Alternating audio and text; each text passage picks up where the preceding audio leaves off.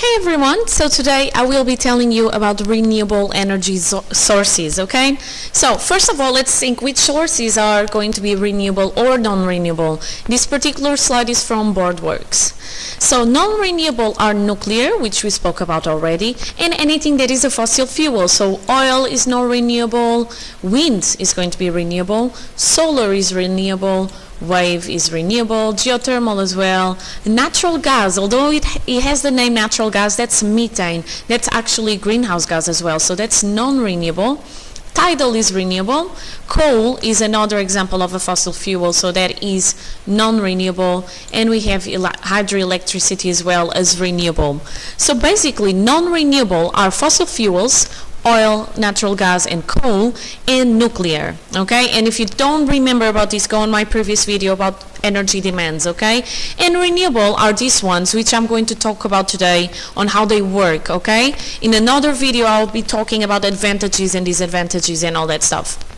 So, renewable are wind, solar, wave, geothermal, hydroelectric, and tidal. And they are known to be renewable because, as the name says, they can renew themselves, okay? So you don't run out of them. And the other good thing about renewable energies is that they are environmental friendly. They are not going to release carbon dioxide like the fossil fuels or release radioactive waste like the nuclear power. So they are environmental friendly, they do not harm the environment, and they can renew themselves, okay? So let's talk about the renewable energy sources. Wind turbines. Wind turbines is just like those big fans that sometimes you see, right? So they convert kinetic energy from the wind into electricity. Kinetic energy is the name that we give to the energy due to the movement. So the wind makes the turbines blades to move, and there is a generator inside that is attached to the turbine blades. As the blades turn, they turn the generator that generates electricity. So they are not polluting, or they do not emit radioactive waste. They can be noisy, and some people don't find them very pretty, and they can also kill birds if they are passing by when the blades are turning. So there are some advantages and disadvantages of the wind turbines, okay?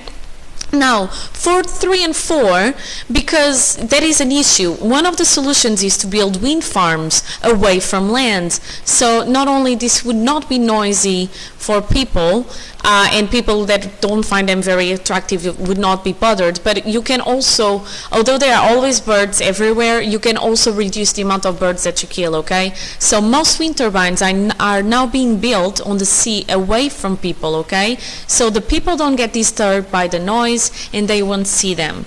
So this is how they look like. And again, this particular slide is not mine, it's Boardworks, as you can see here, okay?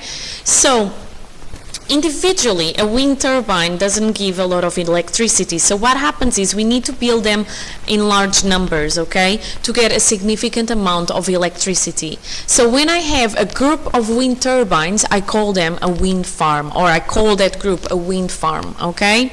They need a lot of space, and they need to be in open areas because, of course, the blades need to rotate, right? And the thing about wind turbines is that you can actually use the lands where the turbines are being built for farming or something else, okay? But as you know, some people find them like not very pretty. So at the moment, most of the wind turbines are being built offshore. So they are located at the sea, as you can see in the picture, and is located about 10 kilometers away from the coast, in this example, in the southeast coast of Ireland. And for you to have an idea of how big they are, this is the wind turbine, and it's a boat, a full-on boat, okay? Quite a big one, not a small one. So they are pretty big. Now, hydroelectricity. So this hydro means water, and electricity is, as you know, electricity. So this is electricity that comes from water, okay? So you have a reservoir of water, and then you allow the water to fall into a dam, okay? Inside the dam you have, again, blades that turn a generator, and when the generator turns, as the water passes through the blades, then it generates electricity. So this is how they do. You get water trapped high up in a dam, and then the water is going to be allowed to fall down from the dam, okay? This converts the gravitational potential energy of the water, which is at the energy when things are high up, to kinetic energy, because the water starts to move, to electrical energy. And this is because as the water falls down the dam, it's going to turn the turbines. And these turbines, they are inside the dam, so right at the end of the dam, turn generators. And the generators, as you know from last lesson, they produce electricity. So hydroelectricity is not only very clean and is not going to harm the environment or produce CO2, is also very reliable, because all that you have is that the hydroelectricity, as it falls down, so as you get the water to fall down the dam, is definitely going to turn the blades of the turbine that turns the generator. With the wind, for example, you need to have a certain amount of wind to be able to turn the blades, so wind is not as reliable, okay? Wave power. Now, wave power, again, uses water, but now I'm not just letting water to fall. I use the waves. So, as you know, the water has sometimes more or less waves, and what I can do is the incoming waves can rise as the chamber, and as they rise the chamber, they move a turbine again that moves a generator, which generates electricity. When the water falls down, because the wave is now passing by or passing through or already passed through, what happens is that the water falls back again, okay? And this again is going to make that the turbine and the generator spin, generating electricity. So this is a summary written, so you can take notes. So as the water level rises, because the water waves, the air is going to be forced into a turbine, okay? And makes the turbine to spin, which makes a generator spin, which generates electricity. And then this works as well when the water levels fall down, okay? Because the waves just pass through. So when this happens, air is forced out of the turbine, making it spin again, which makes the generator spin, generating electricity. And here it is, that's where the air is. So as the water goes in or out, you have air going in or out, okay? And therefore it turns always this turbine and generator. Again, this is very reliable because we always have waves. So to a certain extent, we always have air being pushed in and out of turbines, and because the turbines move, they change and they move the generator, which generates electricity.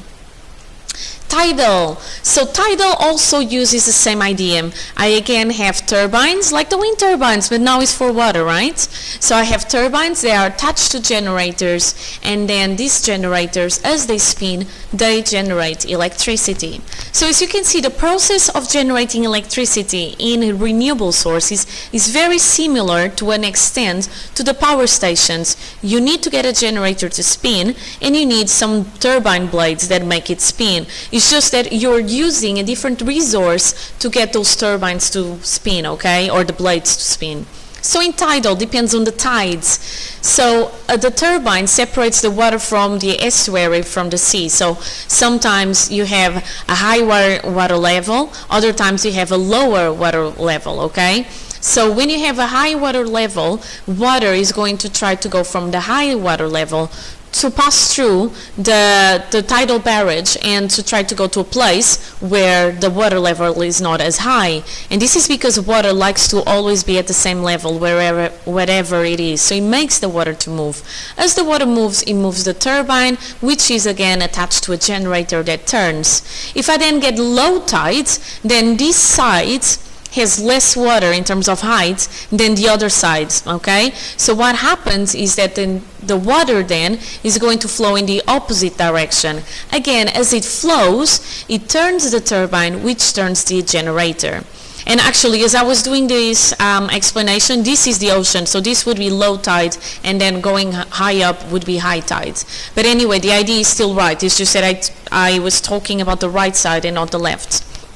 So when you get the sea level rising, the water goes from the sea to the estuary and passes through a turbine that turns a generator, which produces electricity.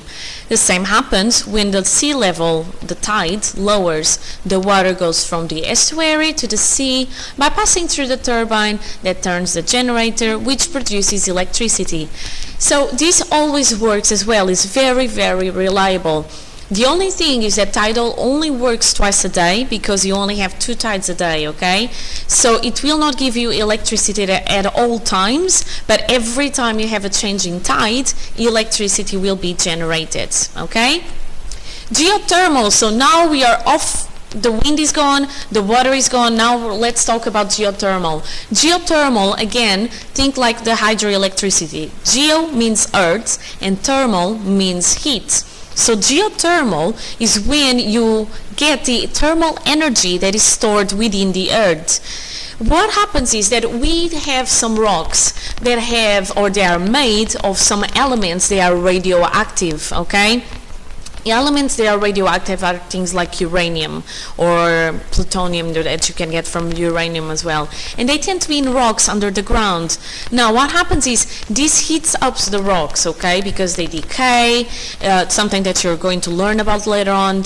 These elements, they decay and they release energy as they decay, thermal energy. So in some areas, if the hot rocks are near the surface, hot water and steam do rise to the surface. So what do? I use the same type of turbine and generator as in any other energy generation source. I either get the hot water or the steam that pass through a turbine, makes the turbine to turn. This turns the generator which generates the electricity. And because I have hot steam, I can use a cooling tower to get the water or the cool steam which is condensing down back to the earth, okay? So this is how I can get, again, something else that is renewable to turn a turbine that in turn turns the generator and generates the electricity. And finally, the last one is solar energy. Now, this one I left for last because it doesn't quite work like the other ones. In solar energy, you do not need a turbine that turns a generator. What happens, and I cannot go into detail of the panels and the silicon and the differences in voltages because you're not supposed to know all of this just yet. But what happens is that you have devices that convert, so they are designed to convert the light's energy that they receive directly into electrical energy, okay? So directly into energy. These are solar cells. Sometimes you see around solar panels, which you see in houses and everything, right? Now, these ones are a little bit different.